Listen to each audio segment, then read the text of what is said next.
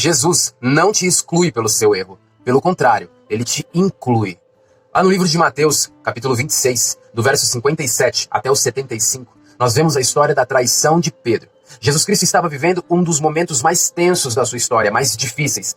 Eram levantadas ali falsas testemunhas, pessoas que estavam tentando incriminar a Cristo, matá-lo, tirar a sua vida. Os principais das sinagogas, homens poderosos, estavam reunidos para que Cristo fosse morto. E estavam tentando encontrar algo para incriminá-lo. Então, naquele determinado momento da história, Pedro estava de longe. Todos haviam abandonado a Cristo. Mas Pedro estava de longe olhando aquele momento. E enquanto Pedro de longe olhava, as pessoas assistiam a Cristo. E chega um determinado momento daquela história em que algumas pessoas começam a observar Pedro no meio da multidão e dizer: mas você conhece o mestre? Você conhece aquele homem que diz ser o Salvador? Você conhece aquela pessoa que está sendo condenada? E ele disse não. E disse não por mais uma vez. E disse não por 3 vezes e negou. Ele tinha acabado de defender a Cristo, cortando a orelha de um soldado que estava tentando prender a Cristo. E naquele momento faltou coragem para ele. Mas tem um detalhe muito importante. Nós sabemos que nos 3 evangelhos conta-se essa história, mas existe um detalhe muito interessante que, pela ótica de Lucas, ele vê uma situação e relata esse episódio. E em Lucas 22, 61 e 62 diz assim: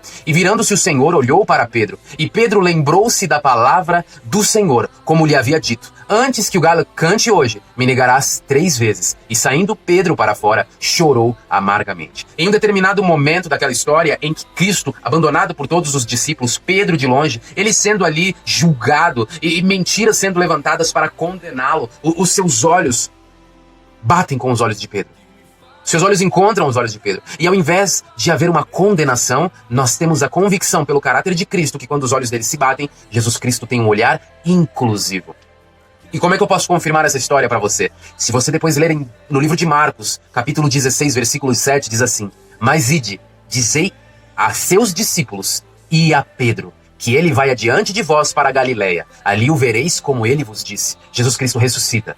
E ele simplesmente não diz: chame todos os discípulos, que todos devem ir ao meu encontro. Não, ele diz: chame a todos os discípulos. E inclui Pedro, porque ele sabia que Pedro estava se sentindo excluído por causa da traição e do seu pecado. Então, meu irmão, de tudo isso que eu te falei, guarde isso para a tua vida. Jesus sempre está olhando para você. E Jesus não te exclui pelo seu erro. Pelo contrário, ele te inclui. Deus abençoe a tua vida.